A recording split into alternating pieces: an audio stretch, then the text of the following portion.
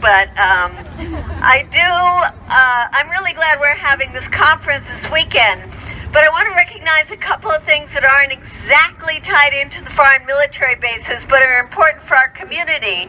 And one is Iran and what Trump did today, which is he could have today, and he wanted to today, announce that the U.S. was going to impose new sanctions on Iraq, which would be in violation of the Iran nuclear deal.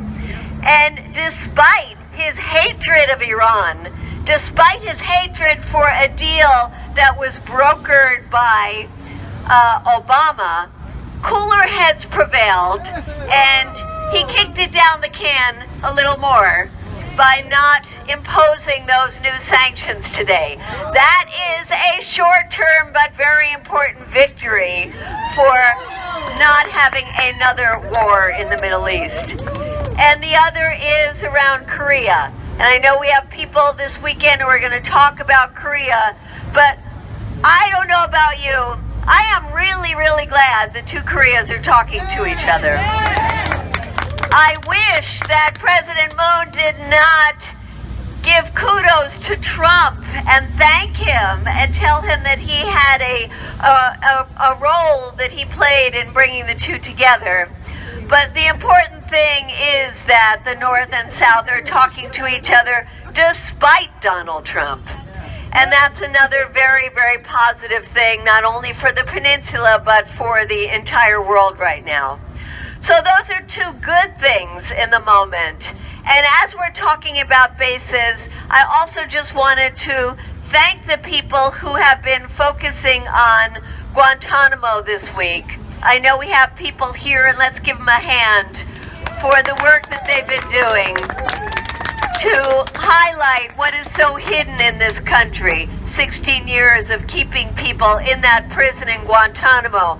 And some of you have been fasting all week, and you've really been bringing an attention to such an important issue. And in light of that, I do think it's important for us to recognize, and as we've been saying the whole week, it's not just about closing the prison in Guantanamo. It's the recognition that that damn prison in Guantanamo is on somebody else's land.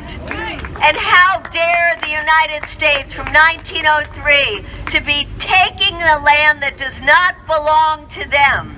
And the only reason the Cuban government hasn't gone in militarily to get the U.S. out is that the Cuban government knows that it could not win a military war against the United States. But it's a very important issue to the Cuban government. In fact, when Obama and Raul Castro had negotiations that led to the establishment of diplomatic relations, number one on the agenda after that was lift the embargo. Number two was return the base in Guantanamo to the Cuban people. So as we look this weekend at all the bases where the U.S. has usurped the land of people who don't want them there, let's remember, close the damn prison in Guantanamo and return that land to the Cuban people who rightfully own it. Thank you. Let's bump Trump! Thank you, Medea. Let's bump Trump! If anybody wants to lead chants with the mic, feel free. My voice won't really take it, but whoever would like to.